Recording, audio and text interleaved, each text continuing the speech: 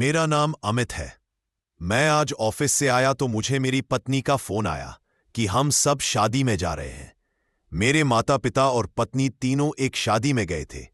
मैं घर पहुंचा। पड़ोस से चाबी लेकर मैंने गेट खोला। खाना मैं बाहर से खाकर आया था। मैं कपड़े बदलकर अपने बैग पर बैठकर एक किताब पढ़ने लगा। घर पर किसी के न होने का सबसे बड़ा फायदा यही होता है कि आप शांति से एक किताब पढ़ सकते हैं। मैं किताब पढ़ ही रहा था कि मुझे खिड़की पर कोई साया दिखाई दिया। इतनी रात में कौन आ सकता है? कहीं कोई चोर तो नहीं जो बंद घर समझकर चोरी करने की फिराक में हो? मैं यही सब सोच रहा था। फिर मैंने उठकर कमरे की लाइट ऑन की। इसके बाद मैं खिड़की के पास गया और चिल्लाया, कौन है वहां? लेकिन सामने से कोई उत्तर नहीं आया। तो मैंने डरते डरते खिड़की खोलकर देखा। तभी मैंने देखा एक आदमी बाहर की ओर भाग रहा है। मैं जल्दी से मेन गेट खोलकर बाहर आया, लेकिन तब तक वह काफी दूर जा चुका था। अब मुझे पूरा यकीन हो चुका था कि वह चोर ही था, लेकिन अब तो वह जा चुका था। इस घटना से मेरी नींद पूरी तरह से उड़ चुकी थी।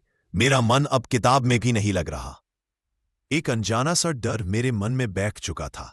यह डर मेरे लिए नहीं था, बल्कि कई बार मेरे माता पिता या मेरी पत्नी अकेली रहती थी। मुझे बाहर टूर के लिए जाना पड़ता था। रात अधिक हो चुकी थी। मैं किचन में गया और पानी पीकर अपने लिए कॉफी बनाने लगा। तभी मुझे किसी के चलने की आहट सुनाई दी, जो कि मेरे बेडरूम से आ रही थी। मैंने कॉफी छोड़कर एक हाथ में लकड़ी का डंडा उठाया और बेडरूम की तरफ गया, लेकिन वहां कोई नहीं था।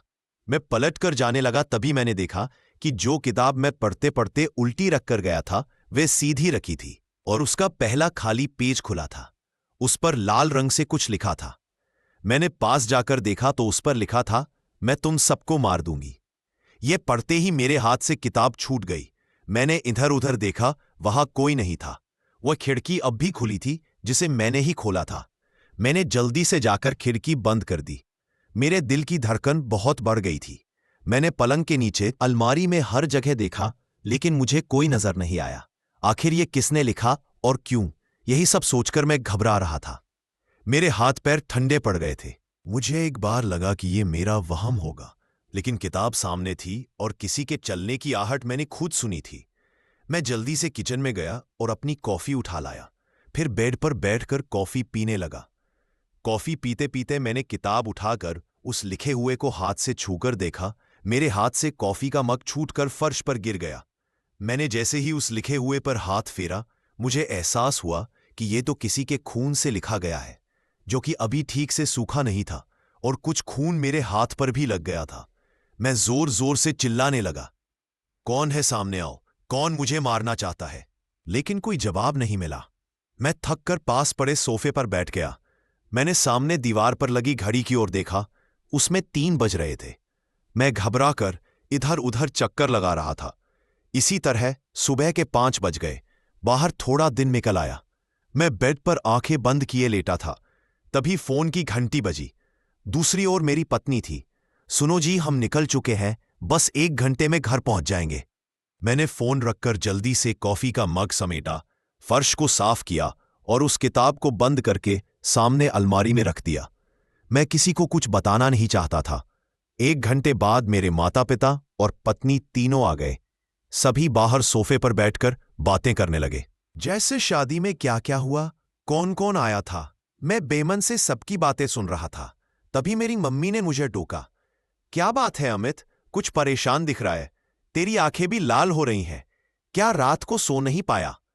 मैंने मुस्कुराते हुए कहा, नहीं मम्मी, ऐसी कोई बात नहीं है, मैं रात देर तक किताब पढ़ता रहा, नींद नहीं आ रही थी। मेरी पत्नी आशा ने कहा, मैं सबके लिए चाय बनाकर लाती हूं, फिर आराम कर लेना, आज तो आपकी छुट्टी है। मैंने हाँ में सिर हिलाया। आशा चाय बनाने चली गई। मेरी मम्मी अपने कमरे में जाकर बेड पर लेट गई। मुझे मौका मिल गया पापा से बात करने का। मेरे पापा ज्ञानचंद जी बहुत समझदार इंसान थे। उन्होंने बहुत तकलीफें उठाईं, लेकिन कभी हार नहीं मानी। मैं अपनी हर बात अपने पापा से शेयर करता था। मैंने पापा को सारी बात बता दी और कहा कि वे किसी से कुछ न कहें। पापा कुछ देर सोचते रहे, फिर बोले, मुझे वो किताब दिखा। मैं जल्दी से किताब ले आया। पापा ने किताब को खोला, लेकिन ये क्या, उस पेज पर तो अब कुछ भी नहीं लिखा था। यह देखकर पापा बोले, मुझे लगता है ये तेरा वहम है। मैं कुछ समझ नहीं पा रहा था। कुछ देर चुप बैठकर मैंने कहा, नहीं पापा, ये मेरा वहम नहीं है। ये देखा, वो खून के दाग अब भी मेरी उंगलियों पर लगे हैं। मेरे पापा ने मेरे हाथ को गौर से देखा। अब उन्हें यकीन था कि मैं सच बोल रहा हूं। उन्होंने कहा, तू चिंता मत कर, तैयार हो और मेरे साथ चल। इसी बीच आशा चाय लेकर आ गई। हम तीनों ने चाय पी। इसके बाद मैं तैयार होकर पापा के साथ बाहर निकला। हम गाड़ी में बैठकर पापा के बताए पते पर चल दिए। वहां पहुंचकर मैंने देखा, यह एक पुरानी सी हवेली थी, लेकिन अच्छी तरह से सजी हुई थी। पापा जैसे ही अंदर पहुंचे, एक बुजुर्ग से व्यक्ति ने आकर कहा, अरे भाई ज्ञानचंद, आज अचानक बहुत दिनों बाद आए। पापा उनके गले लग गए। मैं कुछ समझ नहीं पा रहा था। फिर पापा ने कहा, वो अब फिर से मुझे धमकी दे रही है, मेरे बेटे को धमका रही है। उसे रोकना होगा। कल ये मेरा बेटा अमित घर में अकेला था। वह इसकी किताब पर लिख गई कि वह हम सबको मार देगी। देख भाई कमल, इसका कुछ बंदोबस्त कर, मेरे परिवार पर आंच नहीं आनी चाहिए। कमल जी कुछ देर सोच में पड़ गए। फिर उन्होंने कहा, भाई साहब, यही सब कुछ दिन से मेरे साथ भी हो रहा है। तरह तरह से मुझे धमकी मिल रही है। मुझे लगा कहीं तेरे साथ भी यही सब न हो रहा हो, इसीलिए मैंने कल एक आदमी को तेरे घर भेजा था। वह खिड़की से झांक कर अंदर देखने की कोशिश कर रहा था। तभी कोई उस पर चिल्लाया और वह भाग लिया। मैंने कहा, हाँ अंकल, वो मैं ही था। मुझे लगा कोई चोर है, लेकिन ये सब क्या है मुझे भी बताओ। मेरे पिता मुझे कुछ बताना नहीं चाहते थे, लेकिन कमल जी ने कहा, बेटा आज से करीब 30 साल पहले हम दोनों एक गांव में रहते थे। वहां एक औरत थी जो कि तंत्र मंत्र करके सीधे सादे गांव वालों को ठगती रहती थी, उन्हें डराकर पैसे ऐंठती थी। हम दोनों शहर से पढ़कर गए थे, इसलिए हम उससे नहीं डरते थे। हमने गांव वालों को इकट्ठा किया और उसके घर पहुंच गए। उस समय वह एक बच्चे की बलि देने की तैयारी कर रही थी। हमने पुलिस को फोन कर दिया था, लेकिन पुलिस समय पर नहीं पहुंच पाई। इधर गांव वाले उससे पहले ही गुस्सा थे। जब उन्होंने एक बच्चे को देखा तो वहां लेटा था, उसके मुंह पर सिंदूर लगा हुआ था, पास ही में एक तलवार रखी थी। ये देखकर गांव वालों ने उस पर हमला कर दिया। हम गांव वालों को रोकते रहे कि इसे सजा कानून देगा, लेकिन हमें सबने पकड़ लिया और फिर उसी तलवार से उसे मौत के घाट उतार दिया। मरते मरते उसने हम दोनों की ओर देख कहा, जैसे मैं आज तड़प कर मर रही हूं, ऐसे ही तुम दोनों का परिवार मरेगा। उसके बाद हम दोनों शहर चले आए, अपने अपने काम में व्यस्त हो गए। शादी हो गई, बच्चे हो गए, हम इस सबको भूल गए।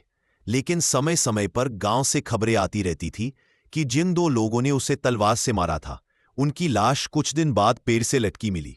हम दोनों डर गए थे, लेकिन किसी को कुछ नहीं बताया।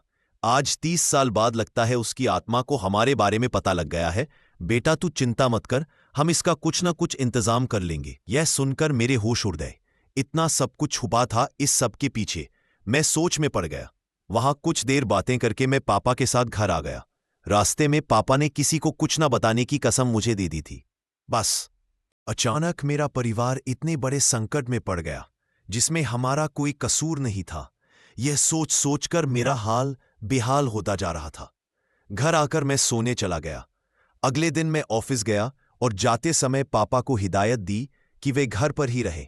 ऑफिस के सारे काम निपटाकर मैं शाम होते ही घर आ जाता था। रात को जगता रहता था। मुझे अब घर के हर कोने से डर लगता था। चिंता अपनी नहीं थी, लेकिन माता पिता और पत्नी को लेकर मैं बहुत डर गया था। 2 दिन बाद पापा ने कहा, बेटा चिंता मत कर, हमें एक तांत्रिक मिल गया है। हम सबको उसके साथ गांव जाना है, वहीं वह पूजा कर उस आत्मा को मुक्ति दिलाएगा। मैंने कहा, पापा कब चलना है? पापा ने कहा, बेटा 2 दिन बाद अमावस्या है, उसी दिन चलेंगे। कमल जी का परिवार भी चलेगा। वह तांत्रिक पूजा करके सबको एक काला धागा देगा, जिसे गले में पहनकर कोई डर नहीं रहेगा। फिर वह आत्मा की मुक्ति के लिए यज्ञ करेगा। तय समय पर हम सब गांव पहुंच गए। वहां हमारे पुराने घर में तांत्रिक ने पूजा शुरू कर दी। पूजा करने के बाद उसने काला धागा सबको दिया। सबने उसे पहन लिया। मेरी मम्मी और आशा कुछ समझ नहीं पा रहे थे। उन्हें बस इतना पता था कि ग्रह शांति की पूजा है। उसके बाद तांत्रिक ने सभी घर वालों को वहां से जाने के लिए कहा। केवल मैं, मेरे पापा और कमल जी वहां रह गए थे। अब तांत्रिक ने हवन शुरू किया। मंत्रों को उच्चारण कर वह आहुति दे रहा था। तभी कुछ ऐसा हुआ जिसे देखकर मेरे होश उड़ गए। कमल जी के अंदर वह आत्मा आ गई। वे इधर उधर हाथ पैर मारने लगे। तांत्रिक ने एक दो आहुति दी और वे बेहोश होकर एक ओर लुढ़क गए। कुछ देर और हवन करने के बाद तांत्रिक बोला, जाओ, सब चिंता छोड़ दो, उसे मुक्ति मिल गई, अबली कुछ नहीं करेगी। यह सुनकर हमारी जान में जान आई। मैंने पानी के छींटे मारे तो कमल जी को होश आ गया। वे काफी कमजोरी महसूस कर रहे थे। सब काम निपटाकर हम घर आ गए, लेकिन अब भी हमें 1 महीने तक वह काला धागा अपने गले में पहनना था। कुछ दिन सब ठीक चलता रहा। एक दिन मैं ऑफिस से घर आया, गाड़ी घर के नीचे खड़ी कर रहा था। तभी एक आदमी मेरे पास आया और बोला, तुम्हें लगता है तुम बच जाओगे? नहीं, वह तुम सबको नहीं छोड़ेगी। वही यही है, कहीं नहीं गई है। मेरा हाल देखो। डरावना था। उसका चेहरा बहुत भयानक था। फटे हुए कपड़े, मुझे लगा शायद कोई पागल है, लेकिन वो मुझे देखकर हंस रहा था। कुछ देर बाद बोला, मुझे सब पता है, देख उसने मेरा क्या हाल कर दिया। अगर यकीन न हो तो अपनी बाप से हरिया के बारे में पूछना, मैं ही हरिया हूं। तेरे बाप को सब मालूम है। वह आगे चला गया। मैं सन्न रह गया और उसे जाता देखता रहा। फिर मैं वापस आया और अपने पापा से पूछा, पापा ये हरिया कौन है? अभी बाहर मिला था, कह रहा था वो कहीं नहीं गई है, तुम्हें नहीं छोड़ेगी। पापा ये सुनकर घबरा गए और बोले, अगर वह कह रहा है तो सच ही है। लगता है वह हमें धोखा दे गई। मुझे कुछ समझ नहीं आ रहा था, न इसका कोई समाधान मिल रहा था। अब न जाने हमारे परिवार के साथ आगे क्या होगा।